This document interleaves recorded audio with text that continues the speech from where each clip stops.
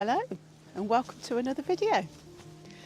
Today we're in Brighstone Forest on the west of the island looking for autumn colours. There's plenty of that, but it's a bit of a murky day. Hopefully we'll get some shots, but if we don't, we're going to just enjoy a lovely walk. It's nice and peaceful, nobody around really, as usual in a place like this. So you can come along with us if you'd like, and I know it was early in the video to say this, but if you could like and subscribe to the channel, that would really be appreciated by us, because it will help our channel grow, and we're new, we're small, and we hope you're enjoying the content we're creating, because we're actually now starting to enjoy doing this, which I never thought we'd say. What can you tell me about today then, Steve?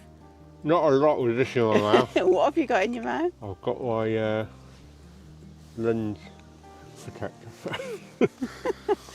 It's what you put on the back of a lens when you're changing lenses to protect the rear element. Rear element is far more sensitive to being scratched than the front element. Front element usually have a polarizer on mine anyway. But if you scratch the front element, as long as it's not really bad, you can get away with it. The rear element, which is the bit that goes nearest to the sensor or the film, if you're old school like me, that, if you scratch that, it's kind of game over for the lens really. But always make sure you protect your lenses, kids. So what I'm doing now is swapping from my favourite lens on this camera, which is 28-200, but it's quite dark in here. So I'm going to swap this lens for this lens. Now this is a Nikon lens, but this is a Sony camera. Ask me how that magic works, Sharon. How does that magic work, Steve? I'm glad you asked. There's an adapter which allows you to stick different manufacturers' lenses onto different cameras. And this is a Nikon F to Sony adapter. So I'm going to, and this lens is older than me, nearly. So I'm going to stick this on. Very carefully without dropping it. And by the magic of adapters, that's now a Nikon lens on a Sony camera. And the reason why I'm using this, ask me why I'm using this one, Sharon. Why are you using that one, Steve? This is a 50mm, but it's an f1.2. Now 1.2 means there's loads and loads of light will be going into the lens. And on a dark day, especially in the forest, I can get lots of light into the camera without necessarily using the tripod. Tripod which you normally hit me over the head with as we're walking Which is along. also a very dangerous weapon. Yes.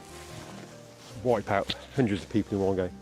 So let's see what we can get with this. I bought this camera as a backup camera last year. What camera is it? It's a Sony a7cii, and what all those numbers and letters mean is it's basically very small and very lightweight. It's the smallest, I think it's the smallest full frame censored camera currently on the market. Very lightweight, very packable. You've got 3 lenses in that little bag, and it came, there's 2 options. You could either buy it with a big, lots of megapixel sensor, or a slightly smaller sensor, which meant the readout's faster, and when you load it onto the computer it's faster and everything else. And I almost bought the bigger megapixel camera, because bigger's better, isn't it?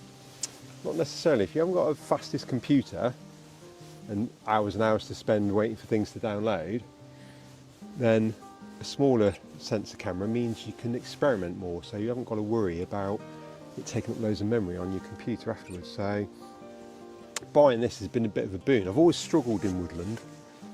There's so many options, there's so many compositions everywhere. Everywhere you look, there's trees, and each one is a potential subject, and trying to arrange them all to make them look like a photo. But if you've got a camera like this, you can almost use it as a sketchbook, taking pictures that you wouldn't necessarily have done before with a high megapixel camera. So love this camera, absolutely love it. Let's see what else we get.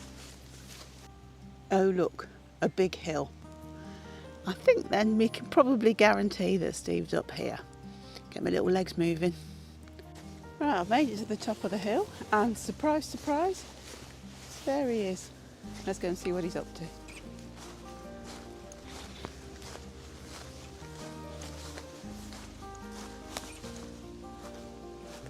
What a shocker, you're at the top of a hill. Thank you. I said that's where you'd be. You found us. We're now in possibly my most favourite non-mountain bikey part of Brighstone Forest. I'm lucky that I know it's quite warm actually walking up that hill. I'm going to take my hat off. I know Brighstone Forest very well as I've mountain biked and walked around here for, well, I think this is one of the first places I ever came when I moved to the island on my mountain bike. And so I've got to know it quite well. Still haven't discovered all its secrets, but this is one of my favourite bits of photography, and you can see why. You've got an almost completely clear ground. There's no sort of bushes or hazel or any non-photographic bits in the way. And then you've got these lovely trees, which I'm sure Sharon will tell you what make they are. What make they are? Oh, I don't know actually. The trees come in makes, they're not makes. Are they beech? Beech. My extent of my knowledge of trees is they grow upwards and they've got leaves. And these ones, I mean... These are the leaves, so I think they're beech trees. No doubt you'll tell me if I'm wrong. Tell us in the comments. But because you've got this lovely clear floor, you get all the leaves just gather. Perfectly straight trees in almost a planted photographic placement. I wonder if this is a planted, man-made planted forest, or whether it's... I don't know. Yeah. Someone will know. But the amount of times I've come to this hill to photograph, all times of day and all weathers, it's just made for photographing this bit, as you can see.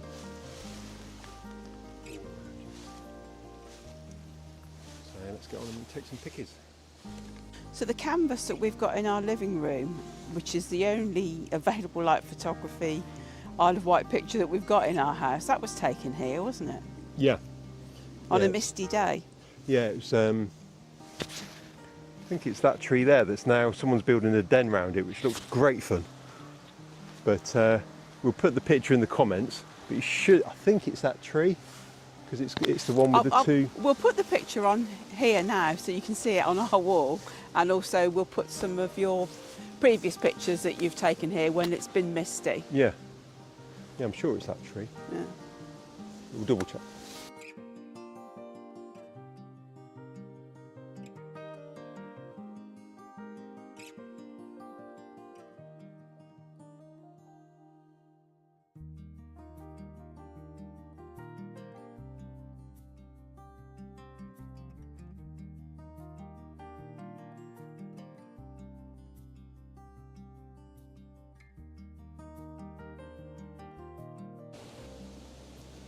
This tree.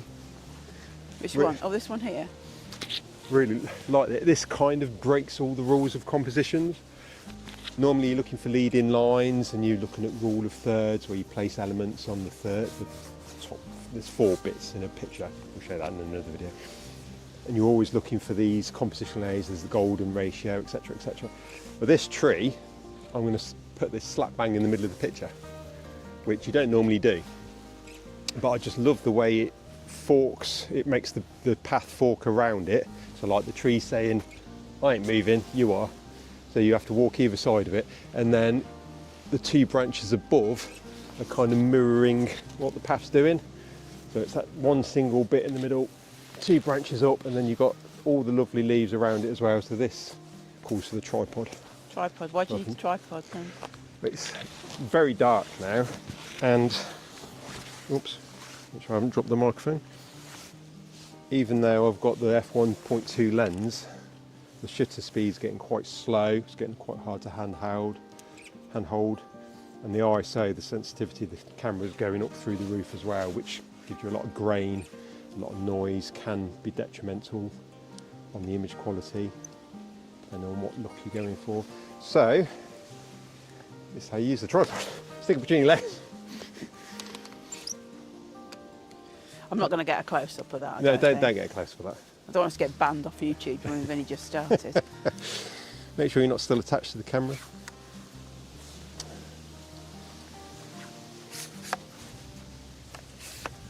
Is that a tripod in your pocket, or are you just pleased to see me? Oh, don't start that now.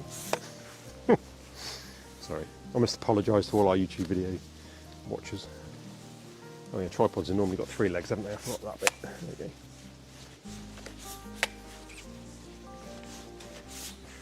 Really not showing my professionalism in these videos, am I?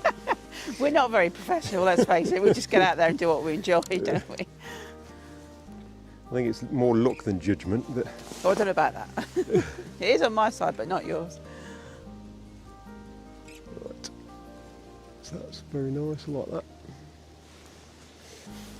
So that's the composition. So we now zoom in.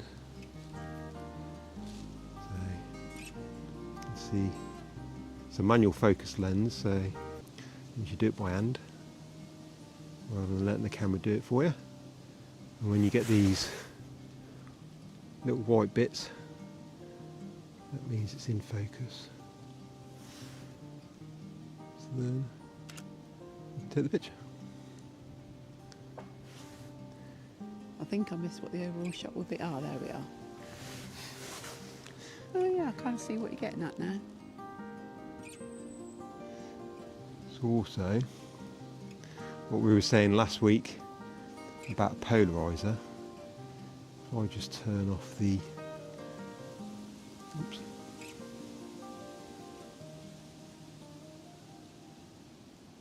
I'll just turn off the peaking display so you can actually see what I'm doing. There we go. If I turn the polarizer, you will see the colours go a bit faded, and then as you polarise them, they go nice and saturated. So we'll take another one just there. There we go. Very We should nice. pop those in the video. Yeah.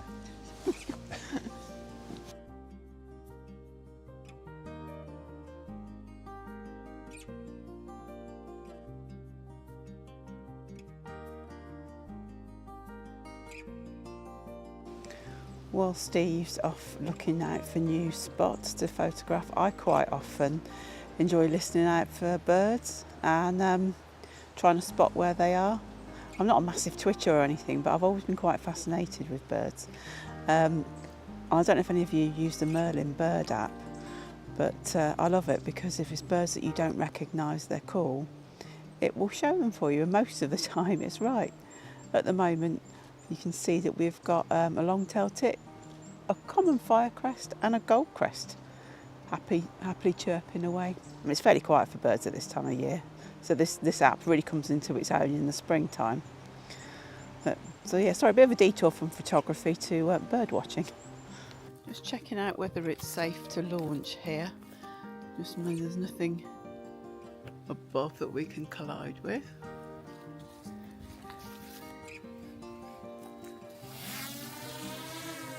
And she's up.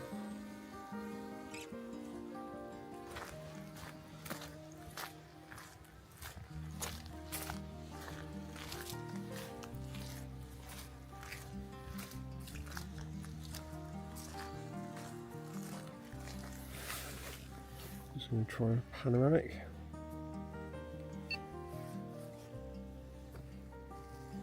Hopefully.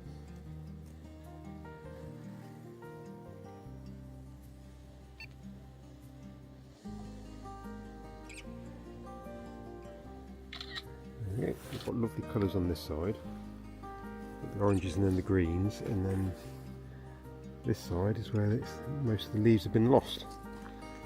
So That's better, I can see it now without too much reflection. that's facing west, so the prevalent wind tends to be westerlies, so these trees are protected, and then the wind probably hits these trees first, I'm guessing.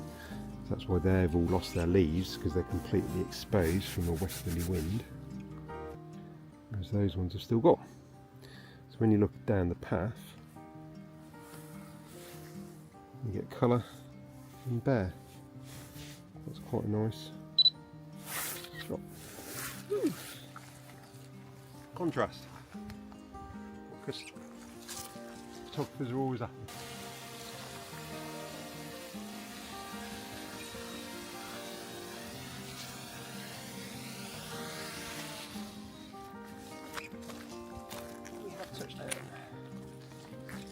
Hello. Oh.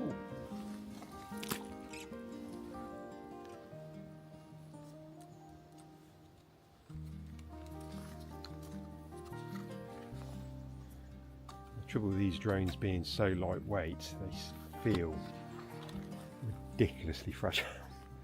How they fly is beyond me. They're very, very clever bit of technology. But I always feel like when you're folding the wings away. Aircraft will power off in 5 seconds. Press Okay. any button on aircraft to cancel.